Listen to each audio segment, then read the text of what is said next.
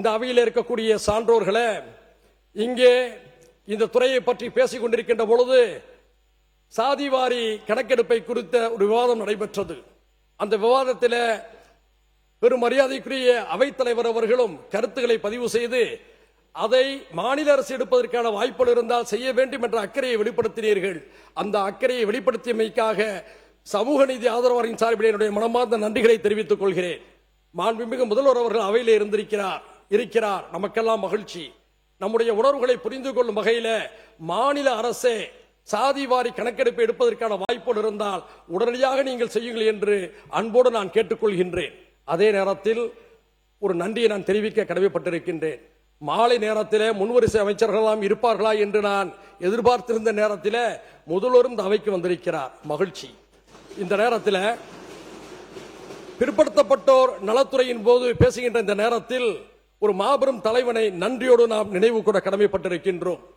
அடுத்த முறை நான் மறுபிறவி என்று எடுத்து பிறக்க விரும்பினால் தமிழனாக பிறக்க விரும்புகிறேன் என்று சொன்னவர் முன்னாள் இந்திய பிரதமர் மண்டல் கமிஷன் மாவீரர் VP சிங் அவர்கள். அந்த VP சிங்கை இந்தியாவே மறந்திருக்கிறது.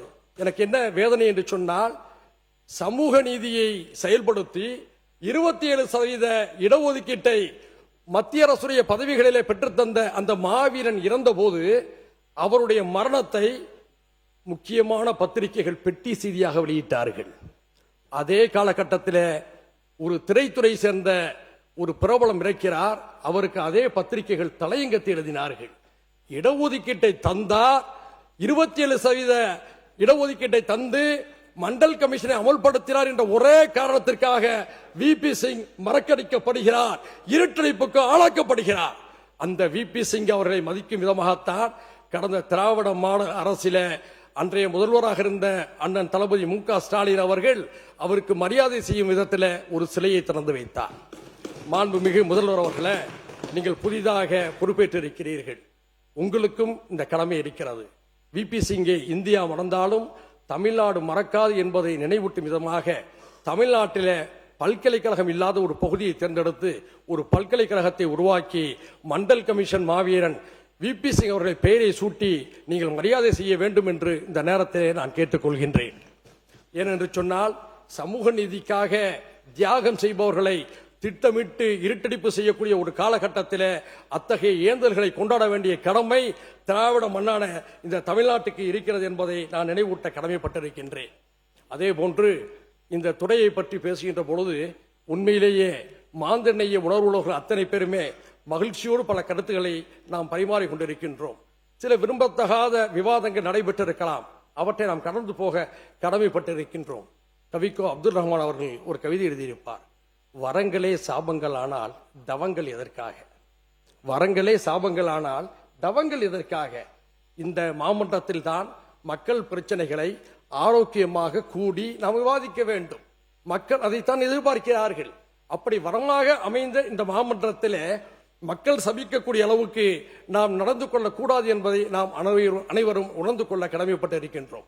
இந்த அவையை நீங்கள் நடுநிலையோடு ஜனநாயக தன்மையோடு நடத்துகிறீர்கள். ஆளுங்கட்சியினரும் உங்களை பாராட்டுகிறார்கள், எதிர்கட்சிகளும் உங்களை பாராட்டுகிறார்கள். அதே நேரத்தில் ஜனநாயக உணர்வுகளை எல்லை கடந்து நீங்கள் அனுமதித்து விட்டால் ஜனநாயகத்துக்கு ஆபத்து வரக்கூடிய ஒரு சூழல் ஏற்பட்டுவிடும்.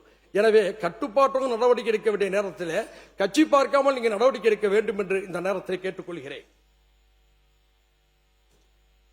இந்த மானிய கோரிக்கையில் பல்வேறு அறிவிப்புகளை நம்முடைய அமைச்சர் பெருமக்கள் செய்திருக்கிறார்கள். முஸ்லிம் சமுதாயத்துடைய நிலையை பற்றி ஆய்வு செய்த நீதியரசர் ராஜேந்திர செச்சார் அவர்கள் தமிழ்நாடு, கேரளா தவிர எல்லா மாநிலங்களிலும் ஆய்வுகளை நடத்தினார். இறுதியாக அந்த ஆய்வுகளை அவர் சொல்கிறார், இந்தியாவிலே முஸ்லிம்களுடைய நிலை தலித்துகளின் வாழ்நிலையை விட மிக மோசமாக இருக்கிறது என்று அவர் குறிப்பிட்டிருக்கிறார். உயர் சமூகத்தைச் சேர்ந்த ஒரு மாண்புமிக்க ஒரு நீதிபதி அவர்கள் அந்த அறிக்கையிலே சொல்லியிருக்கிறார், ஒவ்வொரு மாநிலத்திலும் இந்த கமிஷனை நீங்கள் அமல்படுத்தி முஸ்லிம் சமுதாய மக்களுடைய மேம்பாட்டுக்கு பாடுபட வேண்டும் என்று சொல்லியிருக்கிறார். அந்த அடிப்படையில் அந்த நீதியரசர் சச்சார் அவர்கள் பரிந்துரைத்த ஈக்குவல் ஆப்பர்ச்சுனிட்டி கமிஷன், சம வாய்ப்பு ஆணையம் ஒன்றை நீங்கள் உருவாக்க வேண்டும் என்று கேட்டுக்கொண்டு அந்த பரிந்துரைகளை தமிழ்நாட்டிலே அமல்படுத்துவதற்காக 100 கோடி ரூபாய் ஒரு சிறப்பு நிதியை நீங்கள் ஒதுக்க வேண்டும் என்று இந்த நேரத்தில் நான் அன்போடு கேட்டுக்கொள்கிறேன். அதே போன்று அயல் நாடுகளுக்கு தாழ்த்தப்பட்ட சமூக மாணவர்களும் இஸ்லாமிய சமூக மாணவர்களும் படிக்கச் சென்றால் அவர்களுக்கு 36 லட்சம் ரூபாய் வரை உதவி தொகையில் கிடைக்கிறது. அதே வாய்ப்பை ஏழை கிறிஸ்தவ மாணவர்களுக்கும் வழங்கிட இந்த அரசு ஆவணம் செய்ய வேண்டும் என்று கேட்டுக்கொள்கிறேன். ஏற்கனவே இந்த அவையில் பேசியிருக்கின்றேன். 14 ஆண்டுகளை நிறைவு செய்த ஆயுள் சிறைவாசிகளை சாதி மத வழக்கு பேதமின்றி நீங்கள் முன்விடுதலை செய்ய வேண்டும் என்று வலியுறுத்தியிருக்கின்றேன். அவர்களெல்லாம் சிறை விடுப்பு கேட்டு விண்ணப்பித்திருக்கிறார்கள். அவர்களுடைய விடுதலையை தயவு செய்து விரைந்து வழங்க நீங்கள் ஆவணம் செய்ய வேண்டும் என்று கேட்டுக்கொள்கிறேன். அதற்கு சில தீய சக்திகள் இடையூறு வழங்குகிறார்கள். எனவே இந்த விஷயத்தில் பட்டா இடங்களில் அவருடைய சொந்த இடங்களில சட்டப்பூர்வமாக அனுமதி பெற்ற அவர்கள் மசூதிகளை தேவாலயங்களை கட்டிக்கொள்வதற்கு எந்த ஒரு இடையூறும் இல்லாத அரசாணையை நீங்கள் பிறப்பிக்க வேண்டும் என்று இந்த நேரத்தில் கேட்டுக்கொள்கிறேன். சிறந்த திரைப்படங்களை தேர்வு செய்து விருது வழங்கக்கூடிய ஒரு கலாச்சாரம் தமிழ்நாட்டில் இருக்கிறது. அந்த அடிப்படையில் சிறை என்ற திரைப்படத்திற்கும் ஹபீபி என்ற திரைப்படத்திற்கும் சிறந்த விருதுகளை வழங்க தமிழக அரசு ஆவணம் செய்ய வேண்டும் என்று இந்த நேரத்தில் கேட்டுக்கொள்கிறேன்.